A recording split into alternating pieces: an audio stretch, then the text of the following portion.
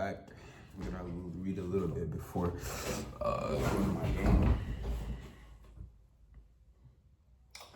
Who had little use for modern society, but he liked to read about McGee because McGee swam in that messy, nasty world out there and never let the murderous currents sweep him away. When he finished the book at 1 o'clock, Wes went outside to get more wood for the fireplace. Wind swayed branches of sycamores cast vague moon shadows on the ground, and the glossy surfaces of rustling leaves shone dully with pale reflections of the lunar light. Coyotes howled in the distance as they chased down a rabbit or other small creature. Nearby, insects sang in the brush, and a chill wind soughed through the higher reaches of the forest. His supply of cordwood was stored in a lean-to that extended along the entire north side of the cabin. He pulled the latch peg out of the hasp on the double doors. He was so familiar with the arrangement of the wood in the storage space that he worked blindly in its lightless confines, filling a sturdy tin hod with half a dozen logs.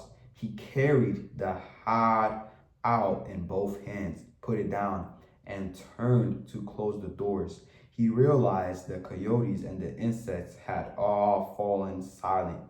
Only the wind still had a voice.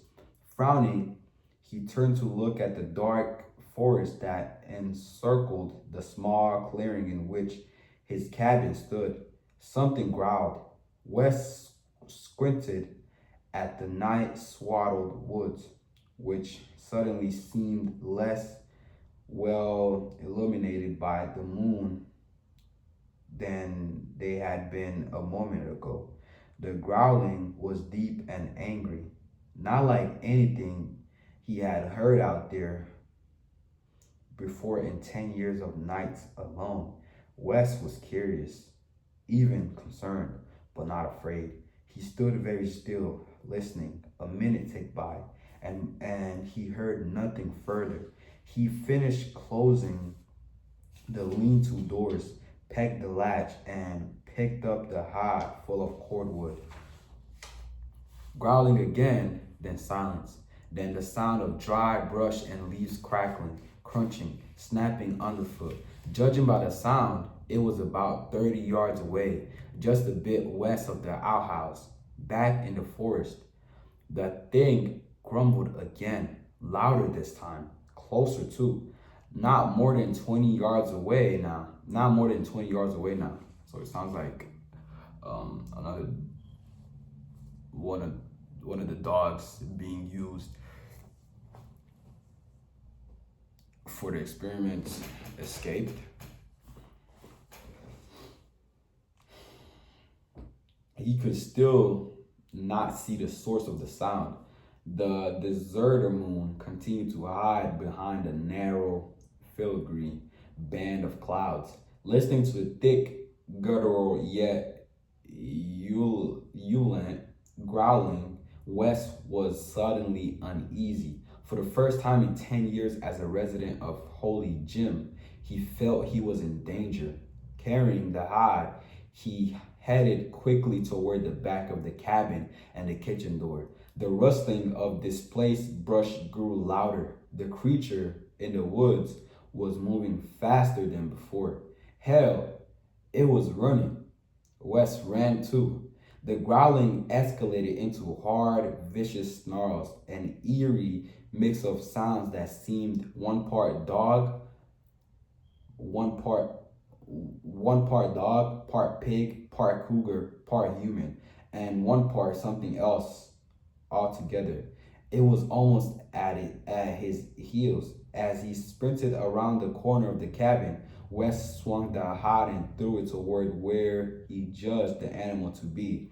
He heard the cordwood flying loose and slamming to the ground, heard the metal hod clanging end over end, but the snarling only grew closer and louder, so he knew he had missed. He hurried up the three back steps, threw open the kitchen door, stepped inside, and slammed the door behind him. He slipped the latch bolt in place, a security measure he had not used in 9 years. Not since he had grown accustomed to the peacefulness of the canyon. He went through the cabin to the front door and latched it too. He was surprised by the intensity of the fear that had overcome him. Even if a hostile animal was out there, perhaps a crazed bear that had come down from the mountains, it could not open doors and follow him into the cabin. There was no need to engage the locks. He felt, yeah, he felt better for having done so. He was operating on instinct, and he was a good enough outdoorsman to know what instincts ought to be trusted even when they resulted in seemingly irrational behavior. Oh, okay, so he was safe. No animal could open the door. Certainly a bear couldn't. And it was most likely a bear. But it hadn't sounded like a bear. That's what West Dahlberg that's what had West that's what had Dahlberg so spooked. It had not sounded like anything that could possibly be roaming those woods. He was familiar with his animal neighbors, knew all the howls, cries, and other noises they made. The only light in the front room was from the fireplace, and it did not dispel the shadows in the corners.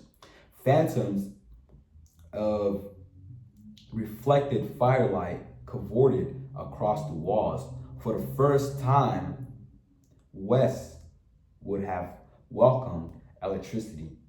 He owned a Remington 12 gauge shotgun with which he hunted small game to supplement his diet of store-bought foods. It was on a rack in the kitchen. He considered getting it down and loading it, but now that he was safely behind locked doors, he was beginning to be embarrassed about having panicked. Like a greenhorn, for God's sake. Like some lard-ass suburbanite shrieking at the sight of a field mouse. If he had just shouted and clapped his hands, he would most likely have frightened off the thing in the brush, even if his reaction could be blamed on instinct. He had not behaved in accordance with his self-image as a hard-bitten canyon squatter. If he armed himself with the rifle now, when there was no compelling need for it, he'd lose a large measure of self-respect, which was important because the only opinion of Wes Dahlberg that Wes cared about was his own. No gun, no gun. Wes risked going to the living room's big window. This was an alteration made by someone who held the Forest Service lease on the cabin about 20 years ago. The old, narrow, multiplane window had been taken out. A larger hole cut in the wall, and a big single pane window installed to take advantage of the spectacular forest view. A few moon-silvered clouds appeared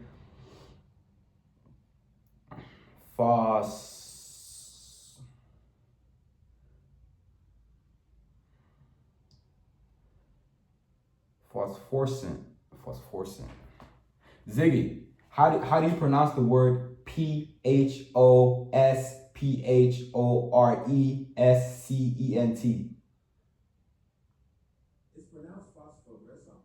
phosphorescent. What does it mean? A few moon silver clouds appeared phosphorescent against the velvety blackness of the night sky. Moonlight dappled the front yard, glistered on the grill and hood and windshield of West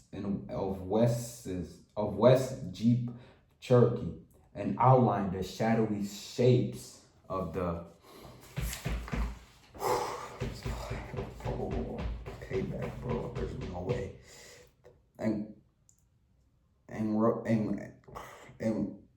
encroaching trees. At first, nothing moved except a few branches, swaying gently in the mild wind. He studied the woodland scene for a couple of minutes, neither seeing nor hearing anything out of the ordinary. He decided the animal had wandered off. With considerable relief and with the resurgence of embarrassment, he started to turn away from the window, then glimpsed movement near the Jeep. He squinted, saw nothing, remained watchful for another minute or two. Just when he decided he had imagined the movement, he saw it again. Something coming out from behind the Jeep. He leaned closer to the window. Something was rushing across the yard toward the cabin, coming fast and low to the ground. Instead of revealing the nature of the enemy, the moonlight made it more mysterious, shapeless. The thing was